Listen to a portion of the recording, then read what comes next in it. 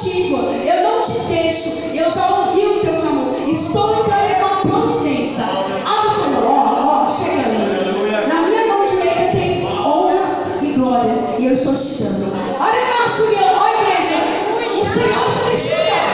Eu estou aqui, olha, pela graça. Mas vamos falar, me ajuda aí, cantoras. Ao único que é digno de receber. O que é digno de receber? A honra e a glória. E o que mais? Isso. Então o que foi para Thalita? Ao Rei eterno e imortal, invisível. Eu quero que você declare nessa noite. Ele é o quê? Ministramos o louvor. Eu estou declarando nessa noite que ele é o quê? Ao único que é digno de receber a honra e a glória, a força e o poder. Ao Rei eterno e imortal, invisível, mas real, a Ele Nós vamos declarar o quê? ministramos Vamos louvor. chorar o Deus eterno.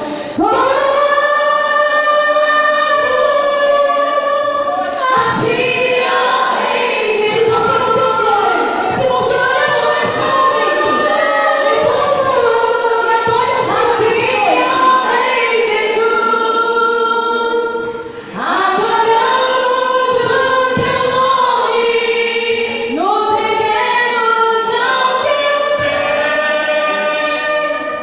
Consagramos todo o nosso ser a Ti. Louvado seja Deus. Eu sei que vocês estão em pé, já conhecem de cor esse versículo, então podem nos assentar, fiquem tranquilos. Nós aprendemos que nós temos que saber ministrar. Um culto com os jovens a gente vem assim, ó, de bota, rosa, pra cá de rosa, a gente tá de rosa. Num culto de criança a gente vem de boneca. Num culto das irmãs a gente vai mais elegante, sapato alto, porque é irmãs, né? E foi assim que Jesus nos ensinou. Porque Jesus ele falava com todo tipo de gente, ele falava a linguagem da pessoa. Agora tá em Mateus, a gente deu pra vocês. Então estamos aqui de rosa, não somos muito fã de rosa, mas somos de rosa para agradar, né? A irmã que nos convidou e assim vai indo. Olha, igreja. Quando a irmã Luzia nos convidou, eu fiquei muito preocupada, né? Eu falei, oh meu Deus, foi no começo do ano. Mas eu falei, amei, porque assim, a gente gosta de ministrar muito, mas a gente gosta muito de falar com criança. Mas, né, joga para criança tá ali pertinho, né? Joga para adulto tá ali pertinho, né? Mas o Senhor, Ele nos capacitou para estar aqui essa noite. E quando ela nos mandou o tema, eu falei, Jesus, que tema é esse? Tivemos que ler a Bíblia inteira para tentar entender esse tema. Eu falei, opa, agora eu vou ser crente mesmo. Mas é um tema abençoado. Eu tenho certeza que veio do trono de Deus. Porque esse tema, ele fala com a criança, ele fala com o jovem, ele fala com o adulto, e ele fala com aquele que é o crente da igreja mais de 100 anos. Ele fala com todos. Reconciliação. Então a gente também foi procurar o que significa reconciliação. Então nós vamos ver um pouquinho, a gente vai entrar na palavra, que eu tenho certeza que Deus tem algo muito grande para falar com cada um de vocês. Então vamos lá, ó. Em Coríntios 5, 18 ele diz assim: mas todas as coisas provêm de Deus, que nos reconciliou mesmo por Cristo. Ele nos confiou no ministério da reconciliação. Ele confiou esse ministério. Pois Deus, que estava em Cristo, reconciliando consigo o mundo, não imputando aos homens as suas transgressões, e nos carregou da palavra da reconciliação. Difícil, né? Reconciliar para cá, reconciliar. Difícil. Aí fui uma Bíblia de outra interpretação, e fui em dicionário, cheguei na administração. E aí eu fui pesquisar o que significa a palavra reconciliar. O que significa nos reconciliar com Deus? A reconciliação é um processo de redimir o homem de seu estado pecaminoso e de trevas espirituais, restaurando a um estado de harmonia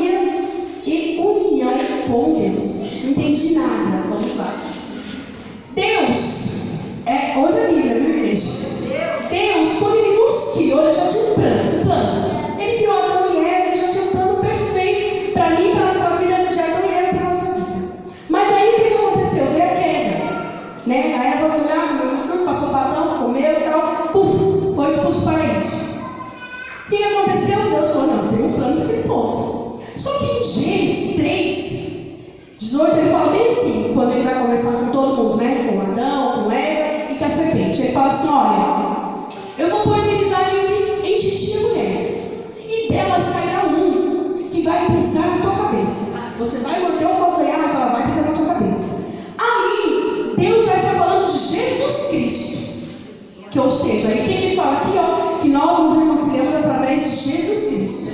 Mas aí o que acontece? Deus falou, peraí, já tenho um plano, já tenho meu filho que vai vir, mas eu vou apostar no homem. Porque Deus já aposta em mim e você. Olha para o seu amigo aí do lado, para a irmã, irmãs, me perdoa se eu falar amigo, minha por causa das crianças, tá? Olha para o irmão do lado e fala assim, Deus confiou em mim e você. E ele não desistiu. Aí ele falou, opa, peraí. Olhou, ele viu quem? Viu Noé. Nossa, Noé, olha lá, ó, um homem íntegro no meio dessa corrupção. Vou pegar Noé. Por quê? Porque antes de Noé tinha torre. Os homens queriam chegar até o céu. Aí Deus falou, peraí, mas eu vou pegar Noé. Noé, na arca, com seus 3 filhos, com as suas 3 noras, com as suas esposas. 7 pessoas entraram na arca. Oba, Noé. Vocês sabem a história. Houve a arca, Noé saiu da arca e tal. Noé estava feliz. Fez uma vinha, tomou todas. Pegou também. Aí ele falou, chamou meu pai, vamos lá. Aí a terra, né, seus filhos, Cã, e Jafé, se dividiu. Aí Deus olhou, Abraão, nossa, esse é o cara. Abraão, esse é o cara. Por que Abraão é o cara? Homem obediente. Deus falou assim, olha, Abraão, sai da tua terra, no meio da tua parentela, vai para uma cidade, que eu nem sei ainda, mas você vai.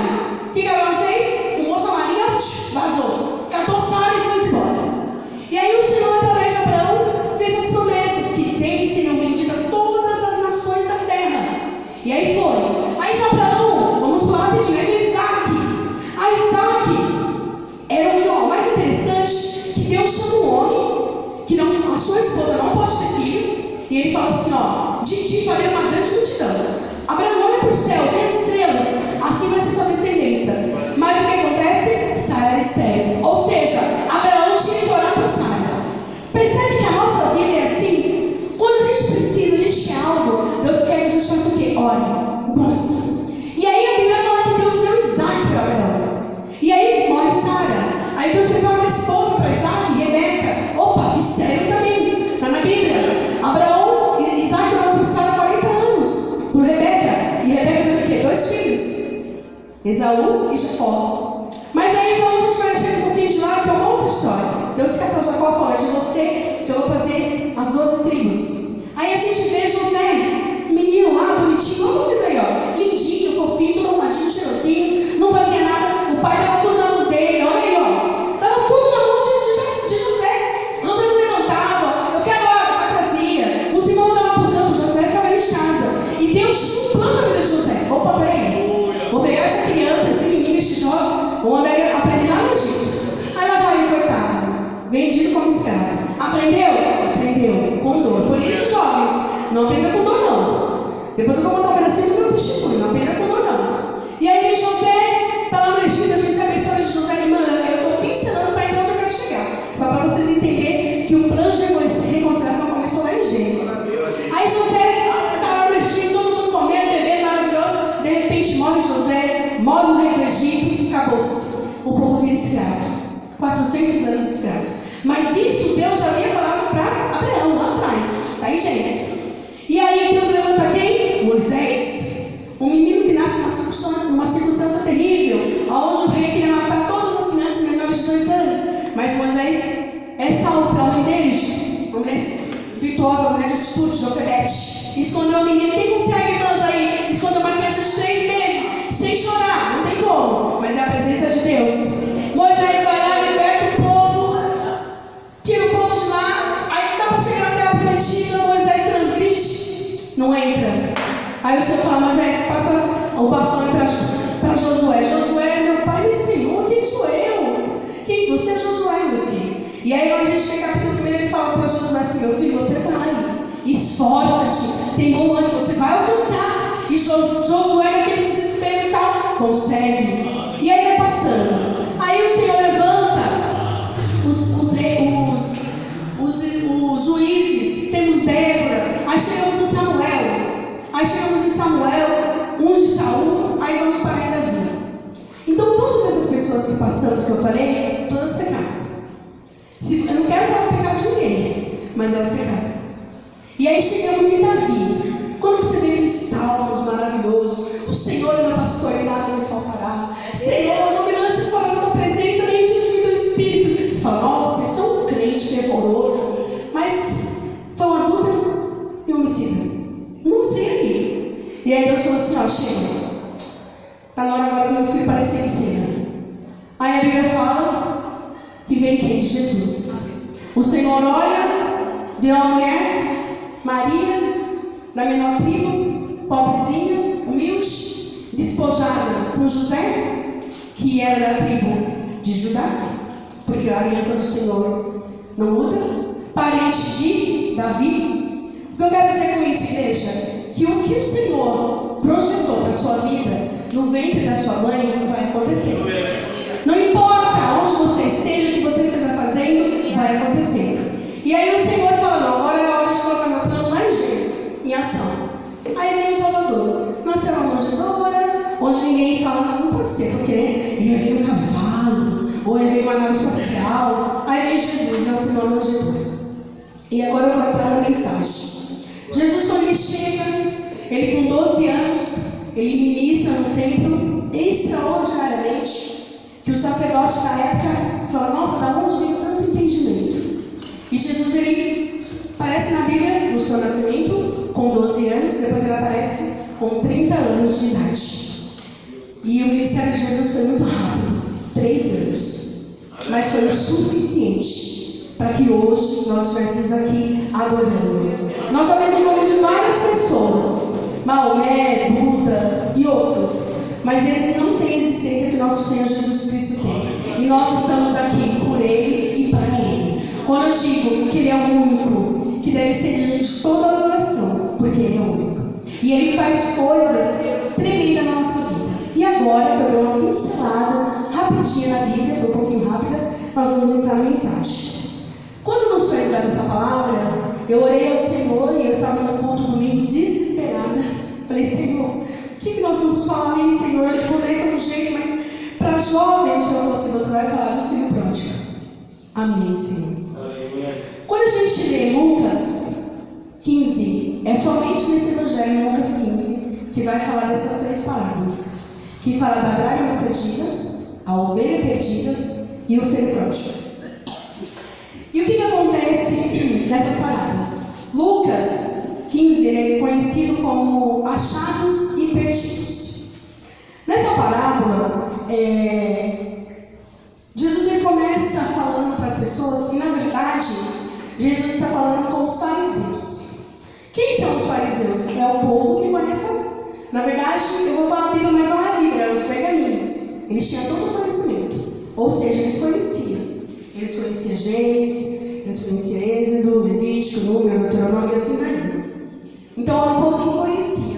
Mas era um povo que se achava o tal. Eu sou crente, eu sirvo a Deus. É o que acontece muito hoje. Nós temos 44 anos, para a glória de Deus. Eu nasci em cima desse evangelho. E eu tenho prazer, eu vou dizer que nasci nessa igreja. Eu estava hoje à tarde conversando com meu sobrinho, que eu amo, tá ali. Quero agradecer meus sobrinhos que vêm aqui, ó, meus irmãos, Deus é na vida deles. E o que acontece? Muitas das vezes o evangelho ele é um pouco distorcido. Então nós temos que aprender de Jesus para aprender com outras pessoas. Quando a gente fala sobre Jesus, a gente vê a humildade, a mansidão que Jesus falava. Ele usava parábolas porque as pessoas eram muito, naquela época, elas não tinham tanto conhecimento. E então ele queria com que as pessoas entendessem. Quando ele fala da dracma perdida, ele está falando especialmente para as mulheres. Porque naquela época, não sei se vocês sabem, a dracma é um colar na testa aqui, ó. Ela é composta de 10, é como se fosse uma tiara, que a Branca está na cabeça ali. Ela é composta de 10 moedas.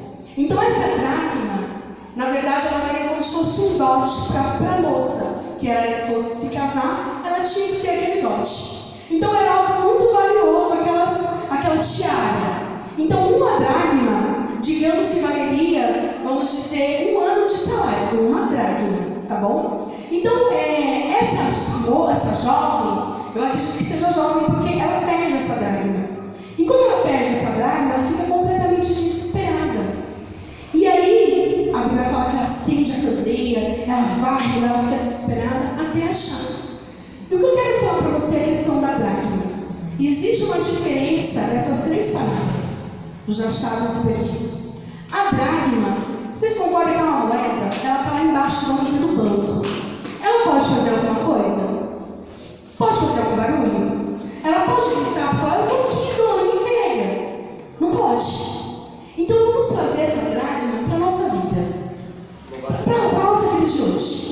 Eu estou na igreja, eu participo do departamento das mulheres, aí eu canto lá com as mulheres, né? Digamos que eu não sou a regente, mas eu sou a solista. E aí a Luzia, né? Ela precisa de mim para solar aquele louvor. E eu estou lá empenhada de repente. Só porque a Lucélia não me deu a paz do Senhor, ou só porque a pastora não me deu um bom dia no WhatsApp, eu não quero mais solar. Aí eu já não vou no domingo porque eu quero evitar a Luzia. E aí eu já não vou no outro domingo porque eu quero evitar a Lucélia. Aí eu já não vou no outro domingo porque eu quero ver a pastora. Só que aí eu solo. Eu tenho uma voz linda. Não, eu estou partindo, não entendo. E aí, a minha dracma vai se perder. Só que eu preciso fazer parte do ciclo de oração. Como é o nome das irmãs? Eu faço parte da Avante pela Fé. Só que eu não sei ouvir.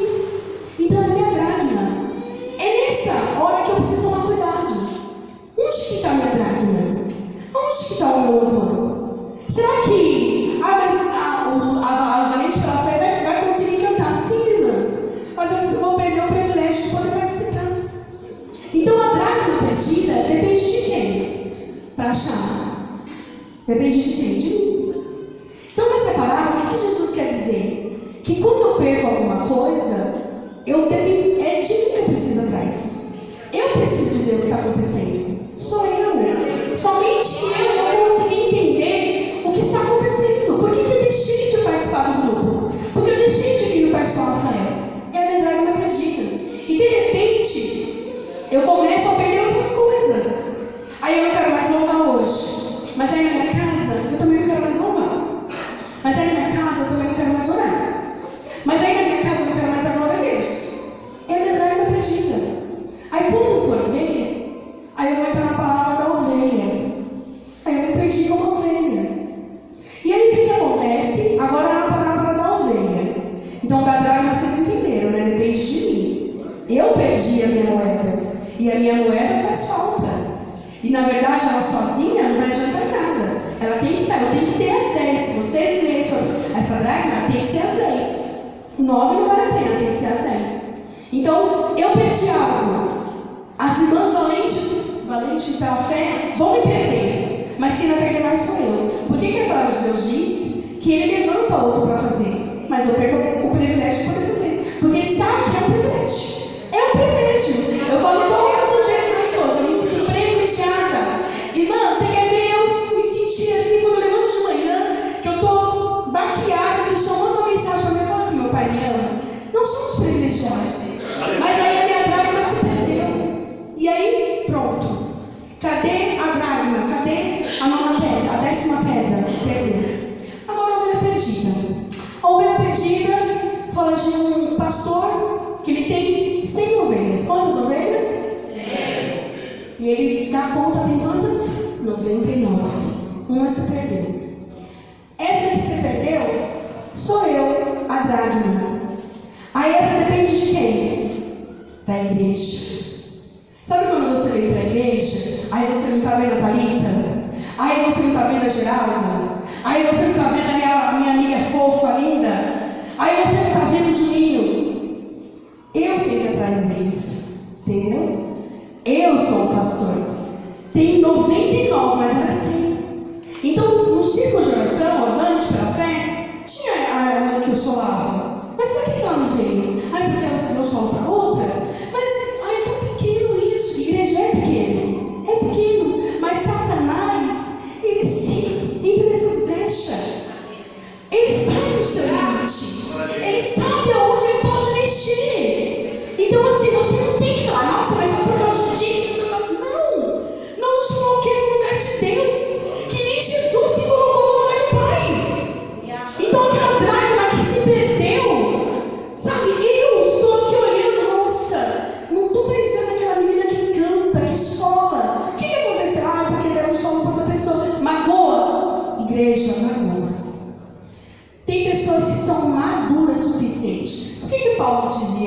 olha, eu vou te dar um leitinho, porque você não pode dar um jabá, né? Tem pessoas ainda que passam a vida inteira na igreja querendo tomar leitinho. Mas o que a Bíblia também fala? Suportando-nos uns aos outros.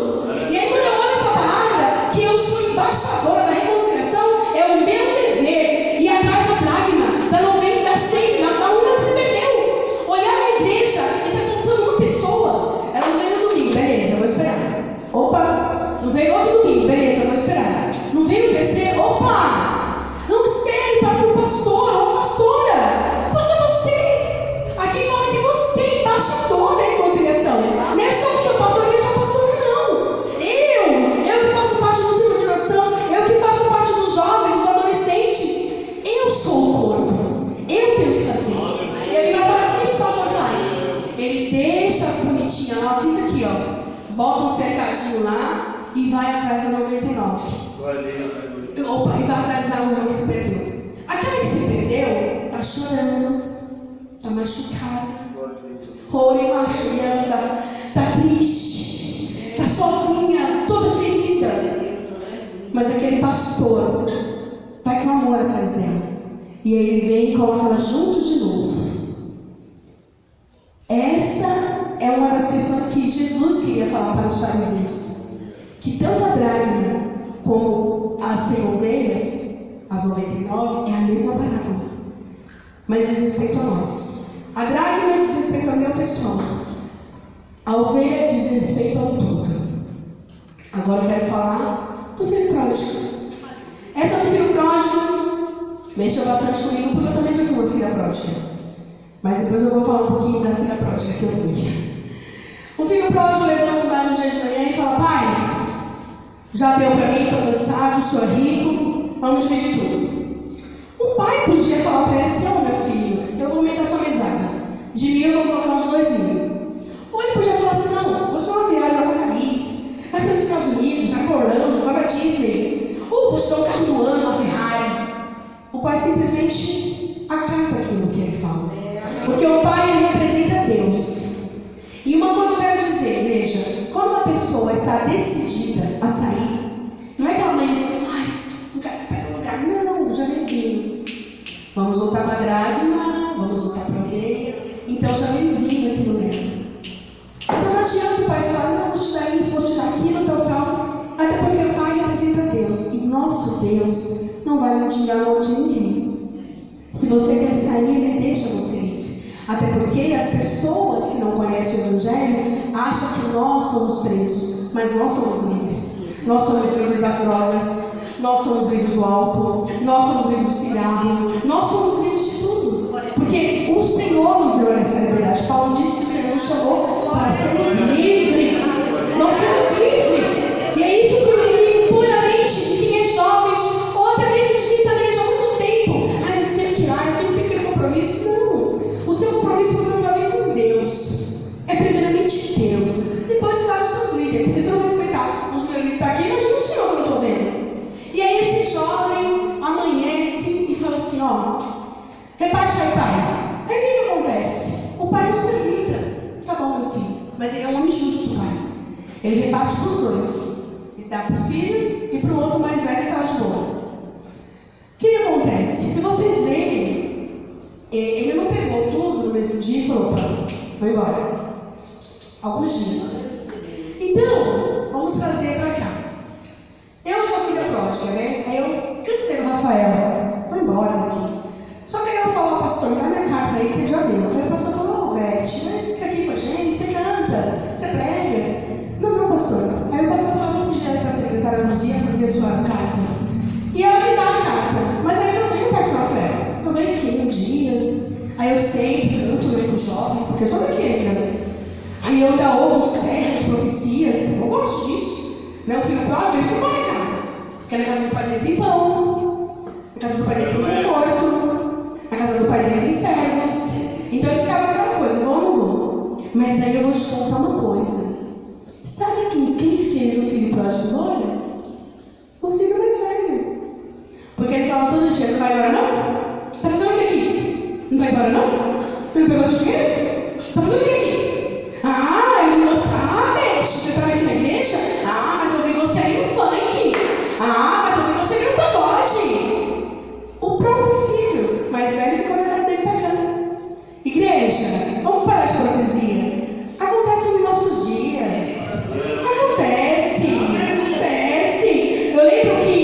antiga, muito tempo atrás, há mais de 20 anos atrás, as casas lotéricas só era só para jogo. Aí depois de um tempo, começou a pagar contas de água de luz. E eu lembro que aqui na nossa igreja mesmo, mas São Rafael, tinha um povo na lotérica, fogueira falava para passar o povo para fazer o jogo. E o povo estava pagando conta. Então nós tiramos o filho pródigo da igreja. A culpa é minha e a culpa é sua. Aleluia. Quando a gente vê uma pessoa cambaleando, por que cambaleia, gente? Quem que levanta todo dia cantando os passarinhos? Quem está de boa todo dia? Não. Então o filho pródigo, ele está reclamando bem assim, vou, não vou, sai, não sai. Mas o que o irmão falou para ele? Ó, você não quer nada com nada. Você enganou o pai. Então o filho pródigo todo dia ali, ó, na orelha dele, na orelha dele. E ele até queria ficar.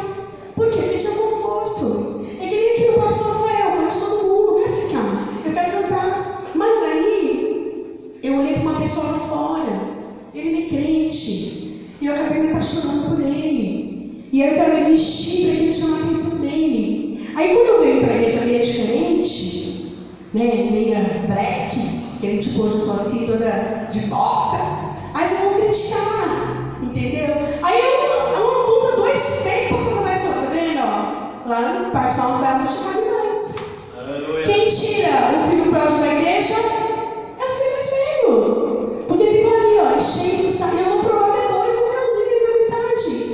E aí o que o filho pródigo faz? Já estava querendo ir, Satanás já estava trabalhando na mente dele. Ó, seu lugar não cabe mais você no Parque São Rafael. Aleluia. Ele pega tudo e some. E a palavra pródigo, ela significa esbanjador, gastador e dissolúvel. Ele estava tão alegre, filho pródigo, sem direção, que ele some, vai com a terra longe. E aí ele gasta como ele quer, com prostitutas, com bebidas, com drogas, tudo aquilo que faz mal para o corpo. Mas bebida, droga é pecado? Sabe por que é pecado? Porque negrige o seu corpo. E a palavra de Deus é aquele que negrige o seu corpo, se mata, está pecando. Então esse é o pecado, tá bom, gente? Para entender aí. E esse homem se prostitui. Sai com gato, cachorro, papagaio, periquito e vai lá, se sentindo. E aí tem tanto poder, tem bastante amigo, viu? Porque tem. Quando você tem dinheiro, tem bastante amigo. Amigo de top, amigo de balada, amigo de festa. Aí de repente, acabou tudo. Porque acaba.